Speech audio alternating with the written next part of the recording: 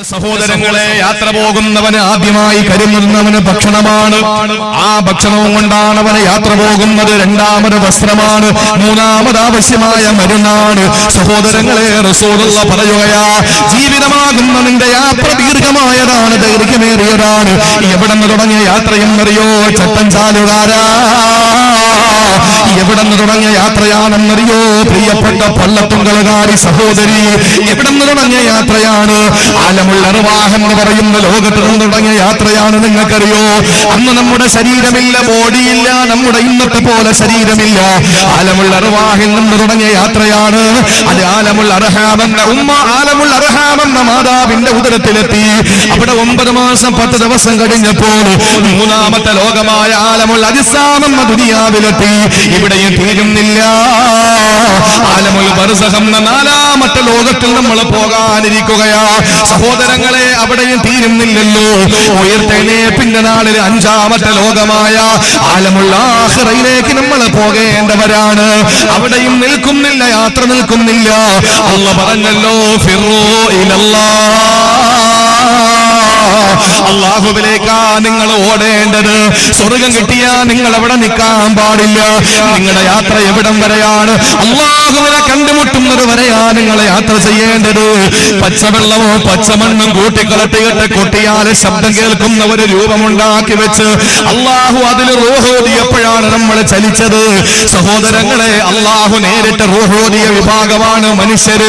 ആ റൂഹോദിയ പടച്ചവനാണ് എങ്കിൽ അവനിലേക്ക് തന്നെ നമ്മൾ മടങ്ങിച്ചെല്ലണ്ടേ, അവനിലേക്ക് തന്നെ മടങ്ങിച്ചെല്ലണ്ടേ. അങ്ങനെ മടങ്ങിപ്പോകേണ്ടത് അവനിലേക്കാണ്. അങ്ങനെ നീണ്ട വിശാലമായ ദൈർഘ്യമേറിയ യാത്രയാണ്.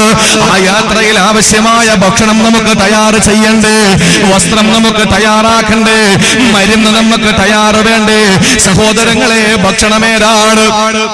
ഏത് ഭക്ഷണമാണ്? ഗൾഫിലേക്ക് പോകുന്ന ഭർത്താവിന് ഭാര്യ അച്ചാറിട്ട് കൊടുക്കാറുണ്ട്. ഭാര്യ എല്ലാ ഭക്ഷണവും തയ്യാറാക്കി തന്റെ പ്രിയപ്പെട്ടവന്, എനിക്കും എന്റെ മക്കൾക്കും വേണ്ടി അധ്വാനിക്കാൻ പോവുകയാണ്. ജീവിതത്തിന്റെ രണ്ടറ്റം കൂട്ടിമുട്ടിക്കുന്നതിന് വേണ്ടി പ്രിയപ്പെട്ട ഭർത്താവ് പെടാൻ പോവുകയാ. ആ ഭർത്താവിന് ഇവിടെ ധാരാളം ഭക്ഷണം ഇഷ്ടമായിരുന്നു. എന്റെ ജീവിതത്തിൽ 10-15 വർഷത്തെ തന്റെ ജീവിതത്തിന്റെ യാത്രയിൽ തന്റെ പ്രിയപ്പെട്ടവന് ഇഷ്ടമുള്ള ഭക്ഷണമേതെന്ന് ഭാര്യക്കറിയാ. തന്റെ പ്രിയപ്പെട്ടവന് കമ്പമുള്ള ഭക്ഷണമേതെന്ന് ഭാര്യക്കറിയാ. ആ ഭക്ഷണമെല്ലാം തയ്യാറ് ചെയ്ത് ഒരു ചെറിയ കാർട്ടൂണിനകത്താക്കിയിട്ട് കണ്ടെയ്നറിനകത്താക്കിയിട്ട് തന്റെ പ്രിയപ്പെട്ട ഭർത്താവിന്റെ ബാഗിനകത്ത് വെച്ചു കൊടുക്കുന്ന ഉമ്മ. ജീവിതമാകുന്ന യാത്ര, ഈ യാത്ര ദൈർഘ്യമേറിയതാണ്.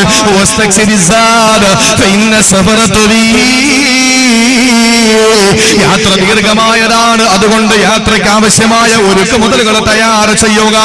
സഹോദരങ്ങളെ, ഒന്നാമത് വേണ്ടത് ഭക്ഷണമാണ്. ഈ ഭക്ഷണം ഏതെന്നറിയോ? ബിരിയാണിയല്ല. ഈ ഭക്ഷണം ഏതാണ്? പ്രിയപ്പെട്ടവരെ, നമ്മൾ കഴിക്കുന്ന ഭക്ഷണമല്ല. അല്ലാഹു തന്നെ പറയട്ടെ, നിങ്ങൾ ആവശ്യമായ ഒരുക്ക മുതലുകൾ, വിഭവങ്ങൾ നിങ്ങൾ തയ്യാർ ചെയ്യുക.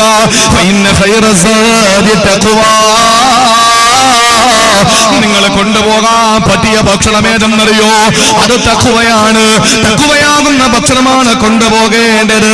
ഒരു മഹാന് പറഞ്ഞില്ലേ, കൈഫർ റഹീലു ബിലാ സാദിൻ നിലാവതനി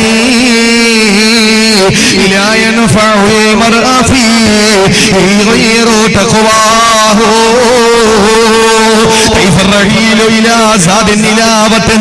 ഒരു നാട്ടിലേക്ക് ഭക്ഷണമില്ലാതെ എങ്ങനെയാണ് യാത്ര പോവുക? ഒരു നാട്ടിലേക്ക് ഭക്ഷണമില്ലാതെ എങ്ങനെയാണ് യാത്ര പോവുക? അവന്റെ യാത്രയിൽ ഏറ്റവും ഉചിതമായ ഭക്ഷണം തഖ്വയാണ്. സഹോദരങ്ങളെ, നമുക്ക് യാത്ര പോകേണ്ടേ? നമ്മൾ യാത്രക്കാരനല്ലേ? കടലാകുന്ന ദുനിയാവിലെ കപ്പലാകുന്ന സൽക്കർമ്മമാകുന്ന കപ്പലിൽ നമ്മൾ യാത്ര ചെയ്യുന്നവരല്ലേ? നമ്മൾ അല്ലാഹുവിന്റെ സ്വർഗമാകുന്ന മറുകരയെത്തന്റെ ഉമ്മ. അതുകൊണ്ട് ദീർഘമായ യാത്രയിൽ ഭക്ഷണമേതാണ്? അത് തഖ്വയാണെന്ന് പരിശുദ്ധ ഖുർആൻ. ഈ ആയത്തിറങ്ങാനുള്ള കാരണം എന്തെന്നറിയോ സഹോദരിമാരെ? അത് അറിയുമ്പോഴാണ് നമ്മുടെ ഭക്ഷണം ഏറ്റവും മെച്ചമായ തഖ്വയാണെന്ന് മനസ്സിലാവുക. മക്കയിലേക്ക് പരിശുദ്ധമായ ഹജ്ജിന് പോകുന്ന ആളുകളുണ്ടായിരുന്നു.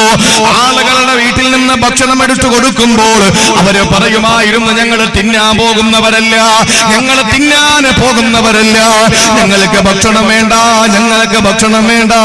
അവര് ഒരു നേരത്തെ ഭക്ഷണം പോലും പൊതിഞ്ഞെടുക്കാതെ, അവര് ഒരു തുള്ളി വെള്ളം പോലെ കയ്യിൽ കരുതാതെ പരിശുദ്ധ ഹജ്ജിന് വരുമായിരുന്നു. അങ്ങനെ അവര് നേരെ വന്ന് പരിശുദ്ധ കഅബ കണ്ട് അവര് തവാഫ് ചെയ്ത് സഈ ചെയ്ത് അവര് തഹല്ലുലായി ഹജ്ജങ്ങ് പൂർത്തീകരിച്ചാൽ, ഉംറ പൂർത്തീകരിച്ചു കഴിഞ്ഞാൽ 2-3 ദിവസം കഴിയുമ്പോൾ വിശപ്പ് തുടങ്ങും. അങ്ങനെ വിശപ്പ് തുടങ്ങുമ്പോൾ സഹോദരങ്ങളെ പിന്നെ അവർക്ക് തവക്കുലില്ല.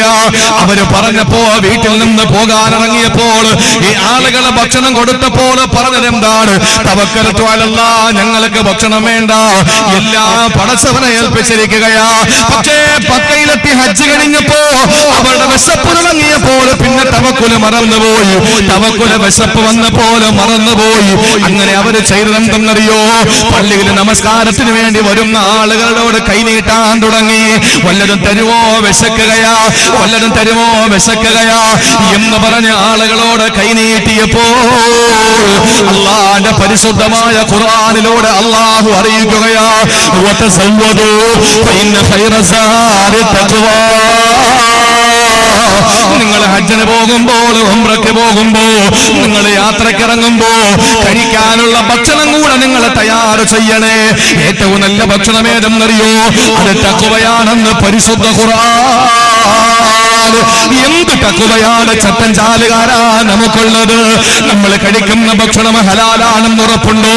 നമ്മൾ കഴിക്കുന്ന ഭക്ഷണം ഹലാലാണെന്ന് ഉറപ്പുണ്ടോ? പറയാൻ എളുപ്പമാണ്, പ്രസംഗിക്കാൻ എളുപ്പമാണ്. അല്ലാഹുവിന് ഇഷ്ടപ്പെടാത്ത ഒരു പള്ളിമുട്ടായി നമ്മുടെ പള്ളയിൽ പോയോ നമ്മുടെ ദുആ സ്വീകരിക്കുകയില്ല, നമ്മുടെ പ്രാർത്ഥന അല്ലാഹു കബൂൽ ചെയ്യുകയില്ല. എന്റെ പ്രിയപ്പെട്ട സഹോദരങ്ങളെ ചിന്തിക്കണേ.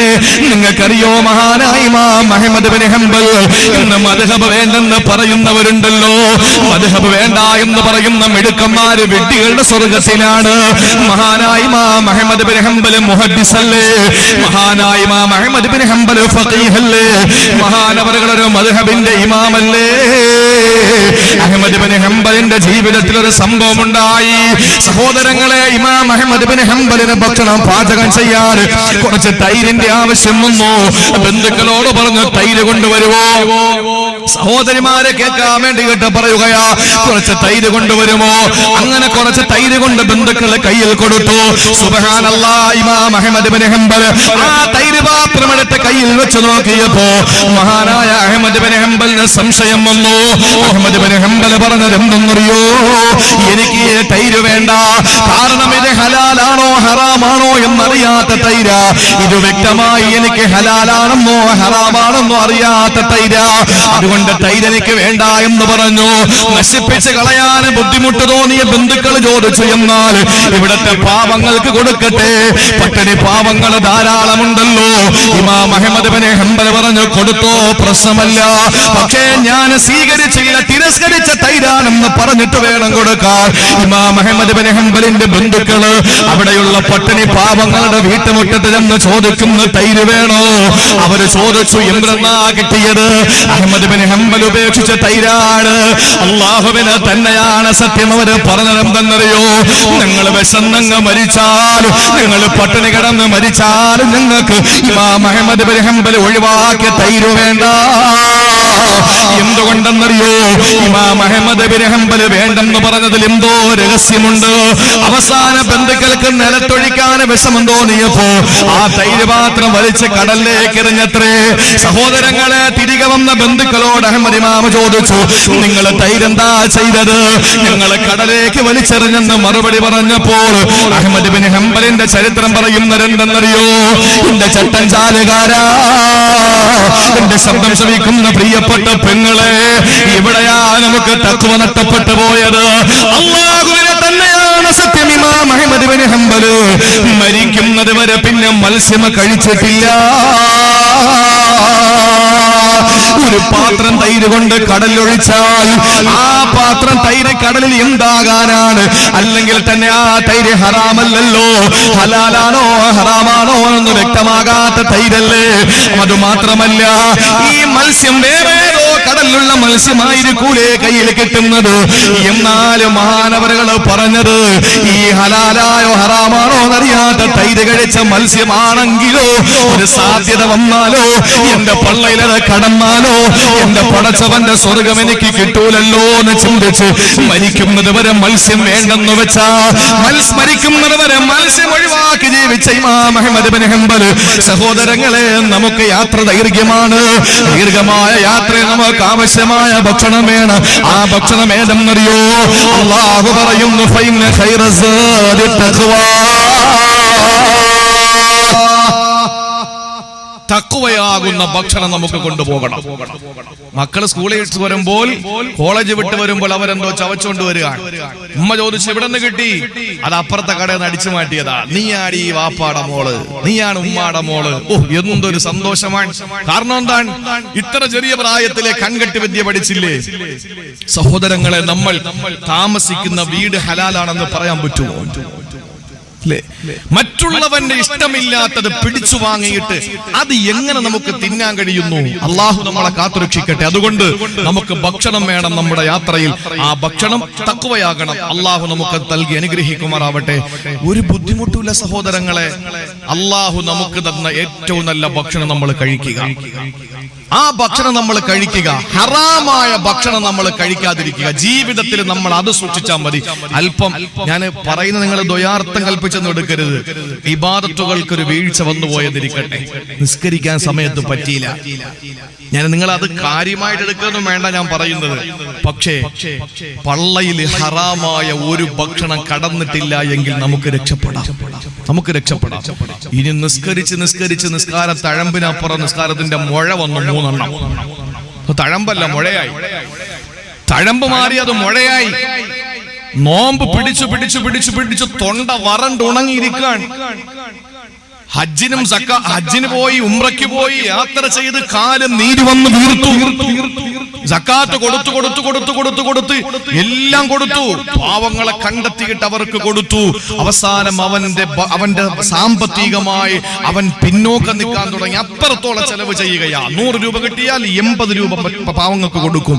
അങ്ങനെ ഇത്രയും ചെയ്തു. പക്ഷേ അവൻ കഴിക്കുന്ന ഭക്ഷണം ഹലാലല്ല എങ്കിൽ, ഏത് ഭക്ഷണം? എല്ലാ ദിവസം കഴിക്കുന്ന ഭക്ഷണമല്ല, ഒരു ദിവസം കഴിച്ച ഭക്ഷണം ഹലാലല്ല എങ്കിൽ എല്ലാം പോയി. പടച്ചോ കാത്തുരക്ഷിക്കട്ടെ. അതുകൊണ്ട് പള്ളേ പോകുന്ന സൂക്ഷിക്കണം. അതുകൊണ്ട് എന്റെ പ്രിയപ്പെട്ട സഹോദരങ്ങളെ, നല്ല ഭക്ഷണം അത് തഖ്വയാണ്, ഉറപ്പുള്ളത് മാത്രം. അതുകൊണ്ട് ഭർത്താക്കന്മാര് പലിശക്കാരനാണെങ്കിൽ വേണ്ട, നിങ്ങളുടെ ഭക്ഷണം എനിക്ക് വേണ്ട, ഞാൻ പട്ടിണി കിടന്ന് മരിച്ചോളാം, ഇല്ലെങ്കിൽ പച്ചക്ക് എന്തെങ്കിലുമൊക്കെ വെട്ടി നമ്മൾ കഴിച്ച് ജീവിച്ചോളാം എന്ന് പറഞ്ഞിട്ട് അന്തസ്സോടുകൂടി ജീവിക്കും. അങ്ങനെ കഴിച്ച് പാരമ്പര്യമുള്ള പെണ്ണുങ്ങൾ ഉണ്ടായിരുന്നു. ഒരു നേരത്തെ ഭക്ഷണം വേണ്ട, ഹറാമാണ്, എനിക്ക് വേണ്ട എന്ന് പറഞ്ഞിട്ട് സുബഹി നിസ്കാരം കഴിഞ്ഞ് എഴുന്നേറ്റ് ഓടും. നമ്മുടെ മക്കളെ കൊണ്ടത് പറയും. നിങ്ങൾ നോക്കിയേ, സുബഹി നിസ്കാരം കഴിഞ്ഞിട്ട് എഴുന്നേറ്റ് ഓടുക. സുബഹി നിസ്കാരം കഴിഞ്ഞ് അപ്പോഴും എഴുന്നേറ്റ് ഓടുന്നു. ഒരു ദിവസം വിളിച്ചിരുത്തിട്ട് ചോദിച്ചു, യാ അബാ ദുജാന, നിനക്ക് പടച്ചവനോട് ഒന്നും ചോദിക്കാനില്ലേ? നബിയെ, വേറൊന്നും കൊണ്ടല്ല, എന്റെ വീടിന്റെ തൊട്ടപ്പുറത്ത് ഒരു മുനാഫിക്കിന്റെ വീടാണ്, ഒരു ഫാസിസ്റ്റിന്റെ വീടാണ്. തൊട്ടപ്പുറത്ത് അവന്റെ വീട്ടിന്റെ മുറ്റത്തൊരു ഈത്തപ്പന നിൽപ്പുണ്ട് നബിയെ. ആ ഈത്തപ്പനയിൽ ശരിക്ക് ഈത്തപ്പഴമുണ്ട്. അതിന്റെ 3-4 ശിഖരം എന്റെ പുരയിടത്തിലേക്കാ കിടക്കുന്നത്. രാത്രി എന്റെ മക്കൾ ഒരു നേരത്തെ ഭക്ഷണം കഴിക്കാനില്ലാതെ പട്ടിണി കിടന്ന് എന്റെ ഭാര്യ പലതും കള്ളം പറഞ്ഞു ഉറക്കി. ആ മക്കള് നേരം വെളുത്ത് എഴുന്നേൽക്കുമ്പോൾ വിശപ്പിന്റെ കാഠിന്യം മൂലം അവര് മുറ്റത്തിറങ്ങുമ്പോൾ ഹലാലാണെന്ന് കരുതിയിട്ട് തൊട്ടപ്പുറത്തെ വീട്ടിലെ ഈത്തപ്പഴങ്ങളിൽ നിന്ന് വീണ ഈത്തപ്പഴമങ്ങാനം എന്റെ മക്കൾ പെറുക്കി കഴിച്ചാൽ ഞാൻ എവിടെ ഇരുന്ന് ചെല്ലുന്ന ദിക്റിന് വല്ല അർത്ഥമുണ്ടോ? അതുകൊണ്ട് എന്റെ മക്കൾ ഉണരുന്നതിന് മുമ്പ് ഞാൻ ഓടി ചെല്ലും, ഒരു കൊട്ടയെടുക്കും, ഇതെല്ലാം ശേഖരിച്ച് അപ്പുറത്തെ വീട്ടിൽ കൊണ്ട് കൊടുക്കും. അങ്ങനെ സമാധാനിക്കുകയാണ് ഞാനെന്ന് പറഞ്ഞു. ഒരു ദിവസം ഞാൻ ഇവിടെ ദിക്റും സ്വലാത്തുമായിട്ടൊക്കെ ഇരുന്നപ്പോ ഞാൻ ചെല്ലുമ്പോ എന്റെ ഒരു മകൻ അത് കഴിച്ചിട്ട് തൊണ്ടക്കുഴിയിൽ ഇരിക്കുന്നു. ഞാൻ 2 വിരൽ ഇടിച്ചിറക്കി, എന്നിട്ട് അത് എടുത്ത് മകന്റെ ആ തൊണ്ടക്കുടിയിൽ നിന്ന് അവസാന അംശം പുറത്തു പോകുന്നവരെ ഞാൻ ഛർദ്ദിപ്പിച്ചു. എന്നിട്ട് ഞാൻ പറഞ്ഞു, മോനെ നീ എന്നെ വാപ്പായ നരകത്തിൽ കൊണ്ടുപോകുമെന്ന് ചോദിച്ചു. അതുകൊണ്ടാണെന്ന് പറഞ്ഞപ്പോൾ അഷ്റഫുൽ ഖൽഖ് സെക്കൻഡില് സഹാബത്തുമായിട്ട് മുനാഫിക്കിന്റെ വീട്ടിൽ പോയിട്ട് ചോദിച്ചുടോ, ഈത്തപ്പന കൊടുക്കുന്നുണ്ടോ? ഈത്തപ്പന കൊടുക്കുന്നുണ്ടോ? കൊടുക്കാല്ലോ. അള്ളാന്റെ റസൂല് പറഞ്ഞു, നിനക്ക് 10 ഈത്തപ്പന പകരം തരാം. 10 ഈത്തപ്പന പകരം തരാം. അതിന്റെ തണ്ട് മരതകമാണ്, അതിന്റെ കായ്കൾ മാണിക്യമാണ് എന്ന് പറഞ്ഞാൽ നിനക്ക് സ്വർഗം തരാന്നാ പറഞ്ഞത്. അല്ലാതെ സഹാബത്തിന് വാങ്ങിച്ചു കൊടുക്കാനുള്ള പൈസ ഉണ്ടോ? അയാള് പറഞ്ഞു, അതൊക്കെ കടമല്ലേ, രൊക്കമാണെങ്കിൽ ഞാൻ റെഡിയാ. കടത്തിന് ഞാനില്ല, ഇപ്പൊ നിലവിൽ പൈസ തരാനുണ്ടോ ഞാൻ തന്നേക്കാം. അബൂബക്കർ സിദ്ദീഖ് റളിയല്ലാഹു അൻഹു എത്രയോ ഈത്തപ്പന വിട്ടുകൊടുത്തിട്ട് പകരം ഒരു ഈത്തപ്പന അബൂ ദുജാനയുടെ പേരിൽ എഴുതിയെങ്കിലും നിൽക്കുന്ന അതിന്റെ ചുവട്, അതിന്റെ മൂട് എവിടെയാണ്? മുനാഫിക്കിന്റെ വീട്ടുമുറ്റത്തല്ലേ? അങ്ങനെ വൈകുന്നേരം രാത്രി കിടന്നപ്പോ മുനാഫിക്കിന്റെ ഭാര്യ മുനാഫിക്കിനോട് പറഞ്ഞു അത്രേ, എന്തായിരുന്നാലും നമുക്ക് നേരത്തെ എഴുന്നേറ്റിട്ട് ആ അപ്പുറത്തെ വീട്ടിൽ കിടക്കണ ഈത്തപ്പഴയും മുകളിൽ നിൽക്കുന്നതും കൂടെ ഒക്കെ പറക്കി നമുക്ക് വീട്ടിനകത്തോണ്ട് വെക്കാം. അവര് മണ്ടന്മാരല്ലേ, അതുകൊണ്ട് നേരം വെളുക്കുമ്പോ ഒന്നും ഇല്ലാന്നവര് കരുതിക്കോട്ടെ, രാത്രി നമുക്ക് മുഴുവനും പറക്കി വെക്കാന്ന് പറഞ്ഞപ്പോ ഭർത്താവ് സമ്മതിച്ചു. പെണ്ടാട്ടിയാണല്ലോ എവിടെയും പ്രശ്നം. ഹവ്വാ ബീവിയല്ലേ ആദം നബിയെ കൊണ്ടും പഴം തീറ്റിപ്പിച്ചത്. എവിടെയും പലിശയ്ക്ക് പ്രകടിപ്പിക്കുന്ന ഭാര്യമാരാണ്. മുനാഫിക്ക് സമ്മതിച്ചു, ഓക്കെ ഞാൻ റെഡിയാ, നേരം വെളുക്കട്ടെ, അവരെണീക്ക് മുമ്പ് നമുക്ക് എഴുന്നേക്കാം, എന്നിട്ട് നമുക്ക് മുകളിൽ കയറി പറിക്കാം, നീ താഴെ നിന്ന് പറക്കുക, നമുക്ക് വീട്ടിനകത്ത് കൊണ്ടുവെക്കാം, നേരം വെളുക്കുമ്പോ ഒന്നും ഇല്ലാത്തത് അവർ കിട്ടട്ടെ, നമുക്ക് ലാഭങ്ങൾ കൊയ്യാന്ന് പറഞ്ഞു. സുബ്ഹാനല്ലാഹ്. രാത്രി എഴുന്നേറ്റ് മുനാഫിക്കിന്റെ കെട്ടിയോളും കൂടെ നോക്കുമ്പോ ഉണ്ട് ഈത്തപ്പന അപ്പുറത്തെ വീട്ടിന്റെ മുമ്പ് നിൽക്കുന്നു. അഷ്റഫുൽ ഖൽഖിന്റെ മുഅ്ജിസത്താണ്, അള്ളാഹുവിന്റെ റസൂലിന്റെ അമാനുഷികതയാണ്. എന്റെ പ്രിയപ്പെട്ടവരെ, ഒരു ഈത്തപ്പന തൊണ്ടയിൽ പോകുമെന്ന് പേടിച്ച് വിക്ർ പോലും വേണ്ടെന്ന് പറഞ്ഞു എഴുന്നേറ്റോടി. നമ്മൾ തസ്ബീഹ് പിടിച്ചോണ്ട് ഇങ്ങനെ നടക്കുകയാണ്, നമ്മുടെ മക്കള് മോട്ടിച്ച് തിന്നുകൊണ്ടിരിക്കുകയാണ്. എവിടത്തേക്ക് വേണ്ടിയിട്ടാണ്? അതുകൊണ്ട് നമ്മുടെ ഭക്ഷണം അത് തഖ്വയിലധിഷ്ഠിതമായ ഭക്ഷണമാകണം. അള്ളാഹു ഭാഗ്യം തരട്ടെ. രണ്ടാമത്തെ എന്താ പറഞ്ഞേ? വസ്ത്രം. രണ്ടാമത്തേത് വസ്ത്രം. നമുക്ക് വസ്ത്രം വേണ്ടേ? കുറച്ച് ഡ്രസ്സ് നമുക്ക് കൊണ്ടുപോകണം. ആ വസ്ത്രം ഏതാണ്? മഹാനായ അബൂ ഉബൈദ റളിയല്ലാഹു തആല അൻഹു ബദറിന്റെ രണാങ്കണത്തിലേക്ക് ഇറങ്ങുമ്പോൾ അബൂ ഉബൈദ റളിയല്ലാഹു അൻഹുവിന്റെ മനസ്സിന്റെ ചിന്ത, അല്ലാഹ്, ഈ രണാങ്കണത്തിൽ കിടന്നെനിക്ക് മരിക്കണമല്ലോ, പടച്ചവനെ എനിക്കൊരു മടങ്ങിപ്പോക്ക് തരല്ല റബ്ബേ. നാളെ നിന്റെ മുന്നിൽ വരുമ്പോൾ ശരീരത്ത് കൊണ്ട് വെട്ടും കൊണ്ട് എനിക്ക് വരണമല്ലോ. എന്റെ ശരീരത്തിലൂടെ രക്തം ധാരധാരയായി ഒഴുകുന്ന ആ രക്തത്തിന്റെ കറകളുമായിട്ട് പരലോകത്ത് വരണമല്ലോ എന്ന് പറഞ്ഞുകൊണ്ട് മഹാനായ അബൂ ഉബൈദ അല്ലാഹുവിന്റെ പരിശുദ്ധമായ ദീനിന്റെ സംസ്ഥാപനത്തിന് വേണ്ടിയിട്ടുള്ള പോരാട്ട രണാങ്കണമായ ബദറിലേക്ക് ഇറങ്ങിയപ്പോ ആരുടെയോ വെട്ടുകൊണ്ട് മഹാനായ അബൂ ഉബൈദയുടെ കാലങ്ങ് മുറിഞ്ഞുപോയി. ശ്രദ്ധിക്കണേ ചെറുപ്പക്കാരാ, കാലങ്ങ് മുറിഞ്ഞുപോയി. ആളുകളെ താങ്ങിയെടുത്ത് ടെന്റിനകത്ത് കൊണ്ട് കിടത്തി. ആ തമ്പിനകത്താണ്, ടെന്റിനകത്താണ്, ഖൈമക്കകത്താണ് റസൂലുള്ളാഹി ദുആ ചെയ്യുന്നത്. നേരെ കൊണ്ടുവന്ന് ടെന്റിനകത്ത് കിടത്തി. ബോധം കെട്ടുപോയ അബൂ ഉബൈദ മെല്ലെ മെല്ലെ കണ്ണു തുറന്നപ്പോ താൻ രണാങ്കണത്തിലല്ല, താൻ കിടക്കുന്നത് ടെന്റിനകത്താണ്, ഖൈമക്കകത്താണെന്ന് മനസ്സിലാക്കി അബൂ ഉബൈദ അല്ലാഹുവിന്റെ റസൂലിന്റെ മുന്നിൽ വരികയാണ്. എന്നിട്ട് നബിയോട് ചോദിക്കുന്നു, യാ റസൂലല്ലാഹ്, നബിയേ, എനിക്ക് രണാങ്കണത്തിൽ കിടന്ന് മരിക്കാൻ ഭാഗ്യം കിട്ടിയില്ല. എന്റെ കാല് മുറിഞ്ഞു പോയി. ഈ കാലിലെ മുറിവ് കാരണം ഞാൻ പിന്നീട് മരിച്ചു പോയാൽ എനിക്ക് രക്തസാക്ഷിയുടെ കൂലി കിട്ടുമോ നബിയേ? റസൂലുള്ളാഹിന്റെ മുന്നിൽ വന്ന് വിങ്ങിപ്പറ്റിക്കൊണ്ട് മഹാനായ അബൂ ഉബൈദ പറഞ്ഞതെന്താണ്? പുകഴുണ്ട ഇരുപേരും അഭിഷേകത്തിൽ പുകഴും ഹബീബുള്ളാഹ് തിരുമുമ്പേറ്റി വെഞ്ചേർക്കളം വിട്ട് പിരിഞ്ഞു ഞാനേ ഒളിവർ ഷഹീരാമോ അനാ പൊന്മാനേ പഞ്ചം തകപ്പു ചുണ്ടനക്കിയുമ്മീ വെഞ്ചർ ഫലീരൂട്ട് ഷഹീദാകും നീ. റസൂലുള്ളാഹി പറഞ്ഞ പൊന്നുമോനെ അബൂ ഉബൈദ, നീ എവിടെ കിടന്ന് മരിച്ചാലും നീ രക്തസാക്ഷിയാണ്. ഇത് പറഞ്ഞപ്പോൾ അബൂ ഉബൈദ റളിയല്ലാഹു അൻഹു ഒരു പാട്ട് പാടി. എന്താ പാടിയതെന്നറിയോ?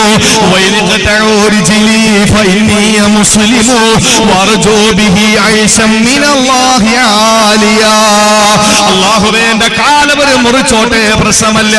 എന്റെ കൈകാലുകൾ മുറിച്ചു മാറ്റട്ടെ, പ്രശ്നമല്ല. എന്റെ ശരീരത്തിന്റെ അവയവങ്ങളെല്ലാം അവര് പിച്ച് ചീന്തട്ടെ, പ്രശ്നമല്ല. ഞാൻ ആഗ്രഹിക്കുന്നത് അല്ലാഹുവേ നിന്റെ ഉന്നതമായ പദവിയാണ്.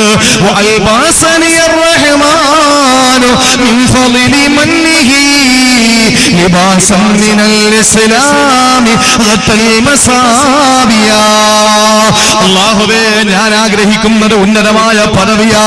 പടച്ചതമ്പുരാൻ എന്നെ ഇസ്ലാം എന്ന വസ്ത്രം കൊണ്ട് പുറച്ചിരിക്കുകയാ. സഹോദരങ്ങളെ, നമുക്ക് അല്ലാഹു തന്ന വസ്ത്രം ഏതാണ്? അത് പരിശുദ്ധമായ ഇസ്ലാം എന്ന വസ്ത്രമല്ലേ? എന്തുകൊണ്ടാണ് നൂഹ് നബിയുടെ പൊന്നുമോന് കൊടുക്കാത്ത വസ്ത്രം, ലൂത്ത് നബിയുടെ ഭാര്യയ്ക്ക് കൊടുക്കാത്ത വസ്ത്രം, അല്ലാഹുവിന്റെ റസൂൽ മഹാനായ ഇബ്രാഹിം നബിയുടെ പ്രിയപ്പെട്ട പിതാവിന് കൊടുക്കാത്ത വസ്ത്രം, എന്തിനേറെ പെങ്ങളെ ആസിയാ ബീവിയുടെ പ്രിയപ്പെട്ട ഭർത്താവ് ഫിർഔന് കൊടുക്കാത്ത വസ്ത്രം, അല്ലാഹുവിന്റെ റസൂലിന്റെ മൂത്താപ്പ അബൂ താലിബിന് കൊടുക്കാത്ത വസ്ത്രമാണ് ഈ ചട്ടഞ്ചാലിൽ നിങ്ങൾക്കും എനിക്കും അല്ലാഹു തന്നത്. ആ വസ്ത്രം ഏതാണ്? ലിബാസം മിനൽ ഇസ്ലാമി ഗതൽ മസാവിയാ. എല്ലാം മറച്ചു വെക്കുന്ന അഭിമാനമുള്ള വസ്ത്രമാണ് പരിശുദ്ധ ഇസ്ലാം. പരിശുദ്ധ ഇസ്ലാം എന്ന വസ്ത്രം അല്ലാഹു തന്നു, അല്ലേ? നമുക്ക് അന്തസ്സല്ലേ സഹോദരങ്ങളെ? ഇസ്ലാം എന്ന് പറഞ്ഞാൽ നമ്മുടെ ഏതാ മാറ്റില്ലാത്തത്? നമ്മുടെ ഏതിനാ മാറ്റില്ലാത്തത്? രാവിലെ ഭർത്താവ് മരിച്ചു, രാത്രി കിടന്ന ഭർത്താവ് രാവിലെ മരിച്ചു. നിങ്ങളൊന്ന് ശ്രദ്ധിക്കും. കൂട്ടുകാരി വന്ന് എവളാണെങ്കിൽ കരഞ്ഞ് വിളിച്ച് തളർന്നിരിക്കുകയാണ്. വീട്ടിനകത്ത് ഭർത്താവ് മരിച്ച വിഷമത്തോടെ ഇരിക്കുന്ന ഭാര്യയുടെ മുന്നിൽ വന്നിട്ട് കൂട്ടുകാരി പറയാണ് ഗുഡ് മോർണിംഗ്. അവള് ചെരവെടുത്ത് തലയിലടിച്ച്. കാരണം എന്താ? ഈ മോർണിംഗിൽ എന്ത് ഗുഡുണ്ട് എനിക്ക്? ഈ മോർണിംഗിൽ എന്ത് ഗുഡാ ഉള്ളത്? എന്റെ ഭർത്താവ് മരിച്ചു കിടക്കാൻ എനിക്ക് ഒരു ഗുഡും ഇല്ല, എനിക്ക് ഒരു സന്തോഷവും ഇല്ല. എന്റെ പ്രിയപ്പെട്ടവരെ, പാസ്പോർട്ട് കളഞ്ഞ് സങ്കടപ്പെട്ട് നിൽക്കുന്നു, ഇഖാമ കളഞ്ഞ് ഗൾഫിൽ സങ്കടപ്പെട്ട് നിൽക്കുന്നു, എയർപോർട്ടിൽ ഇറങ്ങിയപ്പോൾ പാസ്പോർട്ട് കാണാനില്ല, കഷ്ടപ്പെട്ട് വേദനിച്ച് നിൽക്കുക. അവന്റെ മുമ്പിൽ വന്നിട്ട് പറയാ ഗുഡ് ഈവനിങ്. എന്താവും പറയാ? വീടിന്റെ ഒരു ഭാഗം ഇടിഞ്ഞ് തകർന്ന് കിടക്കുന്ന ഒരുത്തൻ രാത്രി കെട്ടിയോനും കെട്ടിയോളും മക്കളും എല്ലാം കൂടെ ഇരുന്ന് അതിലേക്ക് നോക്കിയിരുന്ന് സങ്കടപ്പെട്ടോണ്ടിരിക്കുമ്പോ കൂട്ടുകാരൻ വന്നിട്ട് പറഞ്ഞു ഗുഡ് നൈറ്റ്. ആലോചിച്ച് നോക്കിയേ എന്റെ പ്രിയപ്പെട്ടവരെ, അതിന് യാതൊരു അർത്ഥവും അതിനോട് നീതി പുലർത്താൻ നമുക്ക് കഴിയില്ല. അതേസമയം മൈലാഞ്ചി കയ്യിലും മൈലാഞ്ചി ഇട്ട് മണവാട്ടിയായി മണിയറയിൽ ഭർത്താവിന് മണവാളനെ കാത്തിരിക്കുന്ന മണവാട്ടിയോട് പറയാ അസ്സലാമു അലൈക്കും, അല്ലാഹു നിങ്ങൾക്ക് സമാധാനം തരട്ടെ. ഭർത്താവ് മരണപ്പെട്ട് സങ്കടപ്പെട്ടിരിക്കുന്ന പെണ്ണിനോട് പറയാം അസ്സലാമു അലൈക്കും, അല്ലാഹു നിങ്ങൾക്ക് സമാധാനം തരട്ടെ. എല്ലാം നഷ്ടപ്പെട്ട് കഴിയുന്ന ഒരു മനുഷ്യന്റെ മുമ്പിൽ വന്നിട്ട് അസ്സലാമു അലൈക്കും, അല്ലാഹു സമാധാനം തരട്ടെ. സന്തോഷം കൊണ്ട് തുള്ളിച്ചാടുന്ന ഒരുത്തന്റെ മുമ്പിൽ വന്നിട്ട് പറയാം അസ്സലാമു അലൈക്കും, അല്ലാഹു നിങ്ങൾക്ക് രക്ഷ തരട്ടെ. ഇസ്ലാമിന്റെ സംസ്കാരം എത്ര ഉന്നതമാണ്! അതാണ് ഏറ്റവും നല്ല വസ്ത്രം. അല്ലാഹു നമുക്കല്ലേ ഇസ്സത്ത് തന്നത്? ഞാനൊന്ന് ചോദിച്ചോട്ടെ, നമ്മുടെ ഈ ഹൈന്ദവ സഹോദരങ്ങൾ മറ്റുള്ള സമുദായത്തിലെ നല്ലവരായ ആളുകളാണ് നമ്മുടെ ഈ ചുറ്റുവട്ടം താമസിക്കുന്നത്. ഞാൻ അറിയാൻ കഴിഞ്ഞത് അങ്ങനെയാണ്. ഒരു നാട്ടിൽ പ്രസംഗിക്കാൻ വരുമ്പോ ആ നാടിന്റെ ഭൂമിശാസ്ത്രത്തെ പറ്റിയിട്ട് ചോദിക്കാറുണ്ട്. എന്തുകൊണ്ടെന്നാ പ്രസംഗിക്കുമ്പോ എന്തെങ്കിലും വായിൽ നിന്ന് വീണുപോയാൽ ഒരിക്കലും അത് ഞാനങ്ങ് പ്രസംഗിച്ചിട്ട് പോകും, നാളെ ഇവിടെ നിങ്ങളുടെ സമാധാന അന്തരീക്ഷം തകരാൻ പാടില്ല. അതുകൊണ്ടാണ്, അല്ലാതെ പറയാനൊന്നും ഇല്ലാത്തത് കൊണ്ടൊന്നും അല്ല. ഒരുപാട് പറയാനാണെങ്കിൽ പക്ഷെ അത് പറയുന്നില്ല. നിങ്ങളുടെ ഈ നാടിന്റെ സമാധാന അന്തരീക്ഷം ഞാൻ തകർക്കുന്നില്ല. ഞാൻ പറയട്ടെ, ഹൈന്ദവ സഹോദരങ്ങളുടെ ഇടയിൽ ഈഴവർ, അതുപോലെ തന്നെ ബ്രാഹ്മണർ, നായര്, അങ്ങനെ പല സമുദായക്കാരുണ്ട്, ഇല്ലേ? ഇവിടെ അങ്ങനെ ഇല്ലേ? ഉണ്ടല്ലോ, ഇല്ലേ? പക്ഷെ മുസ്ലിങ്ങളുടെ കൂട്ടത്തിൽ അങ്ങനെ വല്ലതും ഉണ്ടോ? മുസ്ലിങ്ങളിലെ ജാതി കുറഞ്ഞവർ കൂടിയവർ അങ്ങനെ ഉണ്ടോ? അങ്ങനെ നാട്ടിലൊന്നും ഇല്ല, ഇവിടെ ഇല്ലല്ലോ. അങ്ങനെ ഇല്ല. അങ്ങനെ ആരെങ്കിലും ഉണ്ടെന്ന് പറഞ്ഞാൽ അത് ജനങ്ങൾ വെച്ചതാണ്, നമ്മൾ ഉണ്ടാക്കിയതാണ്. ഒരിക്കലുമില്ല. ഒറ്റ വിഭാഗമേ ഉള്ളൂ മുസ്ലിമീങ്ങൾ, എല്ലാം ഒറ്റ വിഭാഗം. പക്ഷെ മുൻഗാമികൾ, പണ്ടുള്ള ആളുകൾ മുസ്ലിമീങ്ങളെ പറ്റി പറഞ്ഞിരുന്നത് ഒരു മലയാള വാക്കുണ്ട്. എന്താണെന്നറിയോ? എന്താ പറഞ്ഞത്? ഒരു മലയാളത്തിൽ നമ്മളെ ഒരു വാക്ക് വിളിക്കുമായിരുന്നു. പറഞ്ഞോളി, അത് വലിയ തെറ്റെന്നുള്ള കാര്യമൊന്നുമല്ല. നമ്മളെ പറ്റി പറയുന്നത് എന്താ? ഇങ്ങനെ മാപ്പിളമാരെന്നല്ല, അത് പൊതുവേ ഉള്ളൊരു സംസാരമാണ്. ഇവിടെ പറയുന്ന എനിക്കറിയില്ല. മേത്തന്മാർ എന്ന് പറയൂലേ? അത് ഇവിടെ ഇല്ലല്ലേ. മേത്തന്മാരെന്ന് നമ്മുടെ നാട്ടിലൊക്കെ പറയും. അവര് മേത്തരാണ് എന്ന് പറയും. മേത്തന്മാരെന്ന് പറഞ്ഞാൽ മുസ്ലിമീങ്ങളെ പറ്റിയാണ് മറ്റുള്ള സമുദായത്തിന്റെ ആളുകൾ ആക്ഷേപിക്കുന്നതല്ല. അവര് ഇപ്പൊ ബ്രാഹ്മണരെന്ന് നമ്മൾ പറയും പോലെ മേത്തന്മാരെന്ന് മുസ്ലിം സൊസൈറ്റിയെ മൊത്തത്തിൽ പറയുന്നത് മേത്തന്മാരെന്നാണ്. അത് ചില ആളുകൾക്ക് പറയുമ്പോൾ ഒരു ചെറിയ അരിശം ഉണ്ടാവും. മേത്തനെന്ന് വിളിച്ച എന്ന് നമ്മൾ ചിന്തിക്കും. എന്തിനാ നമുക്ക് അങ്ങനെ ഒരു ചിന്ത? അള്ളാന്റെ ഖുർആൻ പറഞ്ഞ് നമ്മളെ മേത്തന്മാരാണ്. അള്ളാന്റെ ഖുർആൻ പറഞ്ഞ് നമ്മളെ മേത്തന്മാരാണെന്ന് അല്ലേ? അള്ളാഹു പറഞ്ഞില്ലേ, നിങ്ങൾ മേത്തന്മാരാണ് എന്ന് പറഞ്ഞാൽ മേൽത്തരക്കാരാണ്. നിങ്ങളുടെ മുകളിൽ വേറെ ഒന്നുമില്ല, നിങ്ങളാണ് ഏറ്റവും ഉന്നതിയുള്ളവര്. ഇസ്ലാം എന്ന് പറയുന്ന വസ്ത്രം അള്ളാഹു ഇസ്സത്തിന്റെ വസ്ത്രം. വലില്ലാഹി ഇസ്സത്തു വലി റസൂലിഹി വലിൽ മുഅ്മിനീൻ. അള്ളാഹുവിന്റെ ഖുർആൻ പറഞ്ഞു ഇസ്സത്ത് നമുക്കാണ്. ആ ഇസ്സത്ത് ഇസ്ലാം എന്ന വസ്ത്രം അള്ളാഹു നമുക്ക് തന്നു. എന്റെ പ്രിയപ്പെട്ടവരെ, അത് നമ്മൾ ജീവിതത്തിൽ പ്രാവർത്തികമാക്കണം. ആ വസ്ത്രത്തിൽപ്പെട്ടതാണ് നമ്മുടെ ദാടി. ആ വസ്ത്രത്തിൽപ്പെട്ടതാണ് നമ്മുടെ ദാടി. ആ ദാടി നമ്മൾ വെക്കണം. അത് മുസ്ലിമിന്റെ അടയാളമാണ്.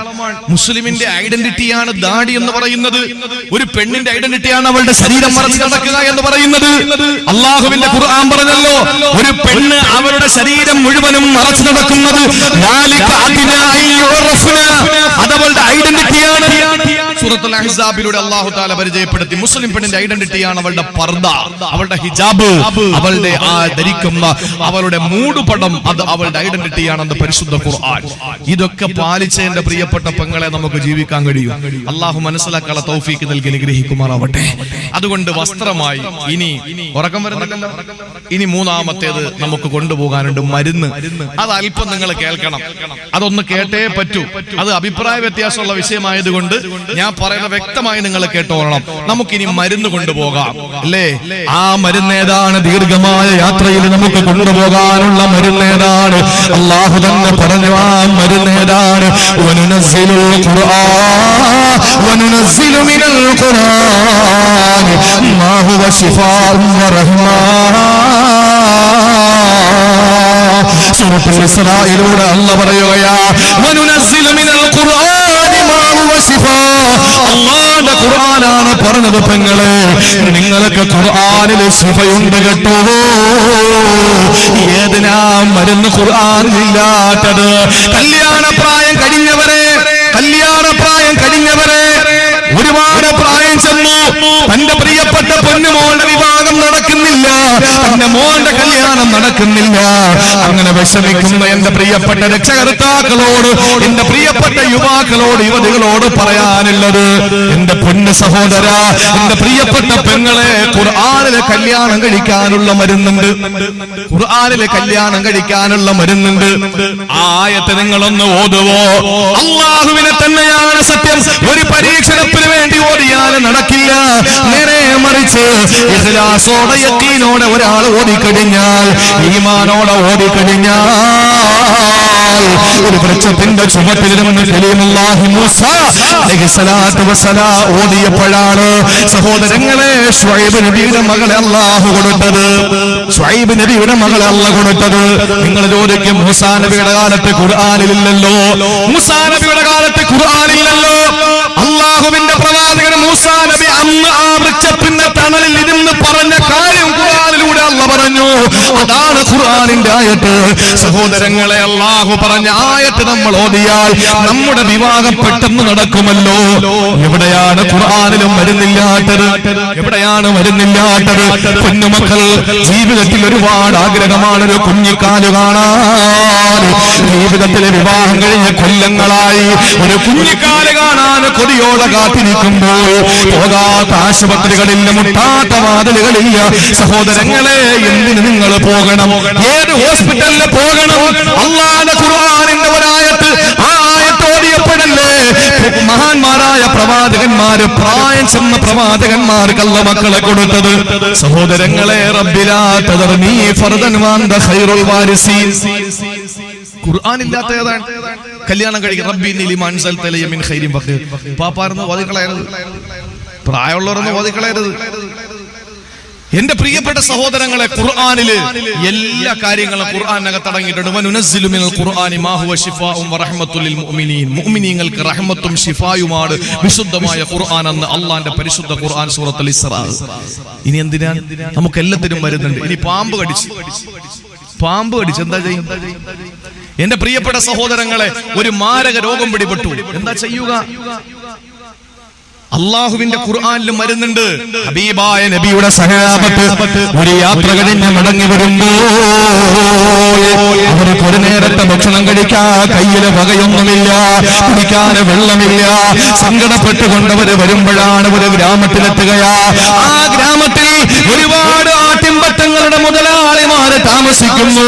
ആട്ടിൻപറ്റങ്ങളെ മേച്ച നടക്കുന്ന മുതലാളിമാരാണ്, ആട്ടിടയന്മാരാണ്. അവിടെ വന്നിട്ട് സഹാബത്ത് ചോദിച്ചു, നിങ്ങൾക്ക് ഒരു നേരത്തെ ഭക്ഷണം തരുവോ? നിങ്ങൾ ഒരു നേരത്തെ ഭക്ഷണം നിങ്ങൾ തരുവോ? ആ സമയത്താണ് അവര് പറഞ്ഞു, തരില്ല. വിഷമത്തോടെ സഹാബത്ത് വനാന്തരത്തിൽ ചെല്ലുകയാ.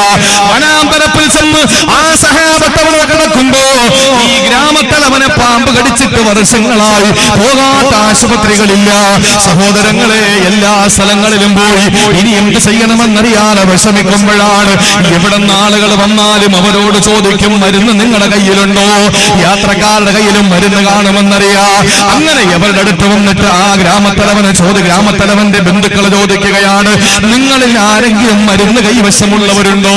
അല്ലെങ്കിൽ നിങ്ങൾ ആരെങ്കിലും മന്ത്രിക്കുന്നവരുണ്ടോ? സഹോദരങ്ങളെ, ഒരു സഹാബി പറഞ്ഞു, ഞാൻ മന്ത്രിക്കുന്നവനാണ്. അങ്ങനെ നേരെ ചെന്ന് വീട്ടിലെത്തി, ഗ്രാമത്തലവന്റെ വീട്ടിലെത്തി. പ്രിയപ്പെട്ടവരെ, ഗ്രാമത്തലവനോട് പറഞ്ഞു, ഞാനും മന്ത്രിക്കാം, നിങ്ങളുടെ രോഗം അല്ലാഹു ശിഫയാക്കും. പക്ഷേ ഒരു നിബന്ധനയുണ്ട്, പകരം ഞങ്ങൾക്ക് ഇത്ര ആട് തരണം പറ്റുമോ? ഞങ്ങൾ ഭക്ഷണം ചോദിച്ചിട്ട് നിങ്ങൾ തരാത്തവരാ, ഞങ്ങൾ വെള്ളം ചോദിച്ചിട്ട് നിങ്ങൾ തരാത്തവരാ. അതുകൊണ്ട് ഇപ്പൊ ഞാൻ ആവശ്യപ്പെടുന്നു, ഞങ്ങൾക്ക് കുറച്ച് ആട് തരണം പറ്റുമോ? ആട്ടിൻപറ്റങ്ങളെ ഞങ്ങൾക്ക് കൂലി തന്നാൽ ഞങ്ങൾ മന്ത്രിക്കാമെന്ന് പറഞ്ഞു. സഹോദരങ്ങളെ, സമ്മതിച്ചു. പരിശുദ്ധ ഖുർആൻ സൂറത്തുൽ ഫാത്തിഹ ഓതി ആ തുപ്പുനീരെടുത്ത് ആ രോഗിയുടെ ശരീരത്തിൽ നിന്ന് പുരട്ടി കൊടുത്തപ്പോ വർഷങ്ങളായി കിടപ്പിലായിരുന്ന ഗ്രാമത്തലവന് ചാടി എണീക്കുകയാ. ആ കൂലിയായവരുടെ കയ്യിൽ കിട്ടിയ ആട്ടിൻപറ്റങ്ങളെയും പിടിച്ച് വനാന്തരത്തിലെത്തിയ പോലെ ബാക്കിയുള്ള സഹാബത്ത് തുടർന്നു. അവര് ആകെ തർക്കമായി. അവര് പറഞ്ഞു, എന്നാൽ ഖുർആൻ പറഞ്ഞു കൊടുത്തിട്ട്, മന്ത്രം പറഞ്ഞു കൊടുത്തിട്ട് കൂലി വാങ്ങിയത് ശരിയായില്ല. ആളുകൾ തമ്മിൽ തർക്കമായി. ഒരു വിഭാഗം പറഞ്ഞു, നിങ്ങൾ ഖുർആൻ പറഞ്ഞു കൊടുത്തിട്ട് എന്തിനാ കൂലി വാങ്ങിയത്? കൊണ്ടുകൊടുക്ക്, ഞങ്ങൾക്ക് വേണ്ട. അപ്പൊ ആ വാങ്ങിക്കൊണ്ടുവന്നവർ പറഞ്ഞു, നിങ്ങൾക്ക് വേണ്ട, ഞാൻ എടുത്തോളാം. നിങ്ങൾക്ക് വേണ്ട, ഞാൻ എടുത്തോളാം. അങ്ങനെ നിന്നെ ഞങ്ങൾ തിന്നാൻ സമ്മതിക്കൂല. അവസാനം പറഞ്ഞു, ശരി, നമുക്ക് റസൂൽ ജീവിച്ചിരിപ്പുണ്ടല്ലോ, ഹബീബായ നബിയോട് ചോദിക്കാം. അവര് യാത്ര തുടർന്നു. റസൂലുള്ളാഹിന്റെ മുന്നിലെത്തിയിട്ട് ചോദിച്ചു, കേൾക്കണേ നിങ്ങൾ. റസൂലുള്ളാഹിന്റെ മുന്നിലെത്തിയിട്ട് ചോദിച്ചു, നബിയെ, ഇങ്ങനെ സംഭവം ഉണ്ടായി, എന്താണ് അങ്ങയുടെ അഭിപ്രായം? ആ സമയത്ത് റസൂലുള്ള പാൽ പുഞ്ചിരിയോടെ പറഞ്ഞ മറുപടിയുണ്ട്,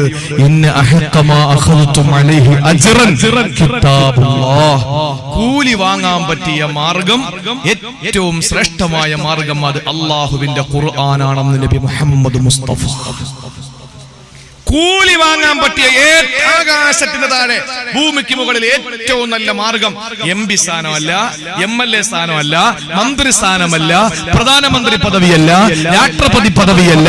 ഏറ്റവും നല്ലത് കൂലി വാങ്ങാൻ പറ്റിയ മാർഗം അത് റബ്ബിന്റെ ഖുർആൻ പറഞ്ഞു കൊടുത്ത് കിട്ടുന്ന ഹദിയ വാങ്ങലാണ് ഏറ്റവും അത്യുത്തമമെന്ന് നബി മുഹമ്മദ് മുസ്തഫ. ഇനി നിങ്ങൾ കേൾക്കണേ, നിങ്ങൾ പറയും നബി അങ്ങനെ പറഞ്ഞു, പക്ഷെ നബി അതിൽ നിന്ന് ഒരു പീസ് ഇറച്ചിയെങ്കിലും കഴിച്ചോ? നബി പറഞ്ഞു, നിങ്ങൾ എല്ലാരും കൂടെ വീതിച്ചോളാൻ പറഞ്ഞു. എന്നിട്ട് അവസാനം പറഞ്ഞു, അതിന്റെ ഒരു ഭാഗം എനിക്ക് തന്നേക്കാൻ പറഞ്ഞു. ഇനി ഒരു കാര്യം ഞാൻ നിങ്ങളോട് പറയട്ടെ, ഈ ഹദീസ് എവിടെ ഉണ്ടെന്നറിയോ? ചിലര് പറയും, ഇയാള് മന്ത്രവാദിയായിരിക്കും എന്ന് പറയും. ഈ ഹദീസ് എവിടെ ഉണ്ടെന്നറിയോ നിങ്ങൾക്ക്? ഇത് സാക്ഷാൽ സ്വഹീഹുൽ ബുഖാരിയിലുള്ള ഹദീസാണ്. അത് എവിടെ പറഞ്ഞു? ഫളായിൽ ഖുർആൻ എന്ന് പറയുന്ന അധ്യായത്തിലല്ല പറഞ്ഞത്, ഖുർആന്റെ ശ്രേഷ്ഠത പറയുന്ന സ്ഥലത്തല്ല പറഞ്ഞത്.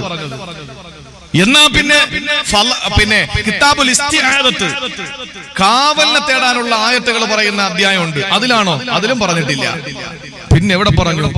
ഫളായിലുൽ ഫാത്തിഹ, ഫാത്തിഹയുടെ ശ്രേഷ്ഠത അവിടെയും പറഞ്ഞില്ല. പിന്നെ ഇതെവിടെയാ പറഞ്ഞത്? കിതാബുൽ ഇജാറ എന്ന് പറഞ്ഞാൽ കൂലി വാങ്ങുന്നതുമായി ചർച്ച ചെയ്യുന്ന വിഷയത്തിലാണ് ഈ ഹദീസ് കൊടുത്തത്. എന്ന് പറഞ്ഞാൽ എന്റെ പ്രിയപ്പെട്ടവരെ, ഒരു വിശ്വാസിയെ സംബന്ധിച്ചിടത്തോളം അവൻ കൂലി വാങ്ങുന്നത് കൊണ്ട് കുഴപ്പമില്ല, അത് ഖുർആൻ പറഞ്ഞിട്ടായാലും കുഴപ്പമില്ല എന്നർത്ഥം. നിങ്ങൾ നോക്ക് എന്റെ പ്രിയപ്പെട്ട സഹോദരങ്ങളെ, ഇത് പറയുമ്പോൾ നിങ്ങൾ കരുതും ഈ അടുത്ത സമയത്ത് കോഴിക്കോട് ജില്ലയിൽ ഒരു മന്ത്രവാദി ഉണ്ടായിരുന്നു, ഒരു ഷെയ്ഖെന്നാ പറഞ്ഞത്. അയാളുടെ മുരീദിനോട് പറഞ്ഞു, നിന്റെ കുഞ്ഞ് നിന്റെ ഭാര്യ പ്രസവിക്കുമ്പോ 5 ബാങ്ക് കേൾക്കാതെ നീ എന്ത് ചെയ്യാൻ പാടില്ല? പാല് കൊടുക്കാൻ പാടില്ല. 5 ബാങ്ക് കേട്ടിട്ടേ പാല് കൊടുക്കാവൂ. അതും പാലല്ല കൊടുക്കേണ്ടത്, ആദ്യം ഞാൻ ഓതിത്തരുന്ന വെള്ളം കൊടുക്കണമെന്ന് പറഞ്ഞു. അങ്ങനെ യവൻ എന്ത് ചെയ്തു? ഈ മുരീദ് പാവം ചെന്ന് ഭാര്യ പ്രസവിച്ചിട്ട് പാല് കൊടുക്കാൻ സമ്മതിച്ചില്ല. അങ്ങനെ വിഷയം രൂക്ഷമായി പോലീസുകാർ വന്നു, ഷെയ്ഖിനെ പിടിച്ച് 2 ഇടി കൊടുത്തപ്പോഴാണ് പിന്നീടാണ് അറിയാൻ കഴിഞ്ഞത് ഈ ഷെയ്ഖ് കഞ്ചാവ് ഷെയ്ഖാണ്. തങ്ങള് കഞ്ചാവ് തങ്ങളായിരുന്നു. കള്ള നാണയങ്ങൾ ഇതിന്റെ ഇടയിലുണ്ട് എന്ന് വെച്ചിട്ട് യാഥാർത്ഥ്യം നമുക്ക് തിരസ്കരിക്കാൻ കഴിയോ? നടന്ന് പെണ്ണ് കിട്ടുന്നു 2-3 പേര് എന്ന് വെച്ചിട്ട് നിക്കാഹ് ഹറാമാണെന്ന് പറയാൻ പറ്റുമോ? പറ്റൂല. എന്റെ പ്രിയപ്പെട്ട സഹോദരങ്ങളെ, അതുകൊണ്ട് നമുക്ക് നമ്മുടെ യാത്രയിൽ ആവശ്യമായ മരുന്ന് ഖുർആനിൽ തന്നെ ഉണ്ട്. ഒന്ന് പഠിച്ചാൽ മതി. അതിന് ഇതുപോലെ വാദിന്റെ സദസ്സ് വെക്കുമ്പോൾ പോകണം. അല്ലാതെ വീട്ടിൽ കിടന്നുറങ്ങിയിട്ട് പാമ്പ് കൊത്തുമ്പോ പിന്നെ ഓടി ആശുപത്രികളിൽ പോയി അവിടെ ചെന്ന് ലക്ഷങ്ങൾ പിഴിഞ്ഞങ്ങോട്ട് എടുക്കും അല്ലേ? ഒരു ആശുപത്രി ചെന്ന് കഴിഞ്ഞാൽ ആശുപത്രിയിൽ ഒരു ചെറിയ സർജറിക്ക് വേണ്ടി പോയി കഴിഞ്ഞാൽ 5 ലക്ഷം രൂപ. ബ്ലേഡ് വാങ്ങിക്കുന്നതിന് എത്ര രൂപയാ? 30 രൂപ. മരുന്നിന് 90 രൂപ. അവിടുത്തെ ഒരു ദിവസത്തെ ഫീസ് 450 രൂപ. ഡോക്ടർ ഫീസ് പോട്ടെ 500 രൂപ. എത്ര രൂപയായി? വാങ്ങുന്നത് എത്ര? 10 ലക്ഷം രൂപ അല്ലേ? ഇതൊന്നും വേണ്ടല്ലോ, ഇതൊന്നും വേണ്ടല്ലോ. ഒരു 50 രൂപയും കൊണ്ടുവരിക, വാതിന്റെ സദസ്സിൽ ഇരിക്കുക, ബക്കറ്റ് കൊണ്ടുവരുമ്പോ ഇട്ട് കൊടുക്കുക, തീർന്നു. പഠിക്കുക, പോവുക, രക്ഷപ്പെട്ടു. അത് നമുക്ക് ഇപ്പൊ പറഞ്ഞാൽ മനസ്സിലാവൂല. അള്ളാഹു മനസ്സിലാക്കാനുള്ള തൗഫീക്ക് നൽകി അനുഗ്രഹിക്കുമാറാവട്ടെ. അതുകൊണ്ട് രണ്ടാമത് റസൂല് പറഞ്ഞു, നിന്റെ യാത്ര ദീർഘമാണ്. ആ ദൈർഘ്യമേറിയ യാത്രയിൽ നിനക്ക് ആവശ്യമായ സംവിധാനങ്ങൾ വേണം. അത് ഭക്ഷണമാണ്, അത് തഖ്വ, വസ്ത്രമാണ് ഇസ്ലാം, മരുന്നാണ് അത് വിശുദ്ധ ഖുർആൻ. അള്ളാഹു മനസ്സിലാക്കാനുള്ള തൗഫീക്ക് തരട്ടെ. ശേഷം നബി തങ്ങൾ പറയുകയാണ്, 3ാമത്തെ ഉപദേശം ഞാൻ അവസാനിപ്പിക്കാം. എന്റെ പ്രിയപ്പെട്ടവരെ, അള്ളാഹുവിന്റെ പ്രിയപ്പെട്ട പ്രവാചകൻ നബി മുഹമ്മദ് മുസ്തഫ സല്ലല്ലാഹു അലൈഹി വസല്ലമ തങ്ങൾ പറയുകയാണ്,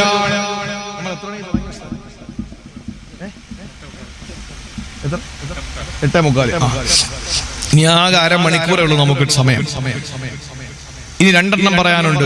ചുരുക്കി ഞാൻ പറഞ്ഞുതരാം ഇൻഷാ അല്ലാഹ്. ആരും പോകരുത്, വളരെ കുറഞ്ഞ ആളുകളെങ്കിലും ഇൻഷാ അല്ലാഹ്. നമ്മുടെ സദസ്സ് റഹ്മത്തിന്റെ മലക്കുകളുള്ള സദസ്സല്ലേ. ഈ സദസ്സിൽ അൽഹംദുലില്ലാഹ് നിങ്ങൾ ഈ കാണുന്ന ആളല്ല, ഇതിനും എത്രയോ വലിയ മാലാകമാര് ഈ സദസ്സിൽ ഇങ്ങനെ നിൽക്കുകയാണ്.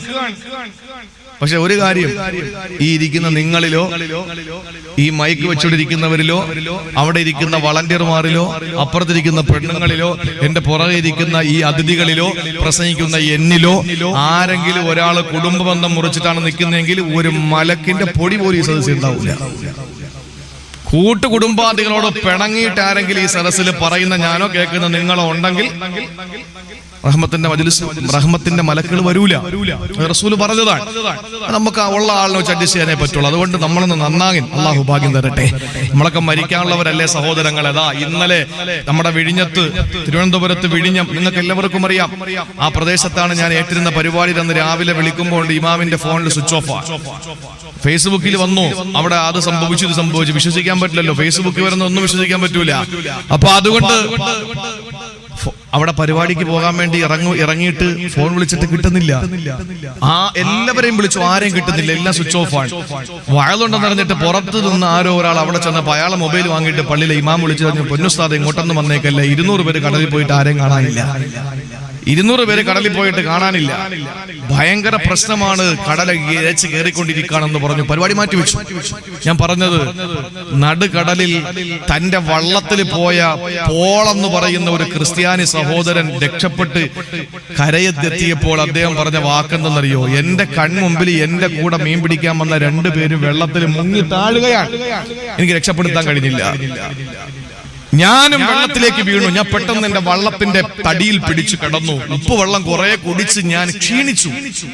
അവസാനം എനിക്കറിയാം ഞാനും എന്റെ കൂട്ടുകാരെ പോലെ വെള്ളത്തിൽ വീണു പോകുമെന്ന്. അങ്ങനെ ഞാനൊരു കയറെടുത്തു. എന്നെയും അതിനകത്തുള്ള ഒരു സഹോദരനെയും കൂടെ തമ്മിൽ കൂട്ടിക്കെട്ടി ആ വള്ളത്തിൽ കെട്ടിയിട്ടിരുന്നു. അതുകൊണ്ട് 2 ദിവസം 48 മണിക്കൂർ ഞങ്ങൾ വെള്ളത്തിലായിരുന്നു. താണുപോയില്ല. കാരണം വള്ളത്തിന്റെ തടിയിൽ ഞങ്ങളെ കെട്ടിയിട്ടിരുന്നത് കൊണ്ട് താഴോട്ട് പോയില്ല.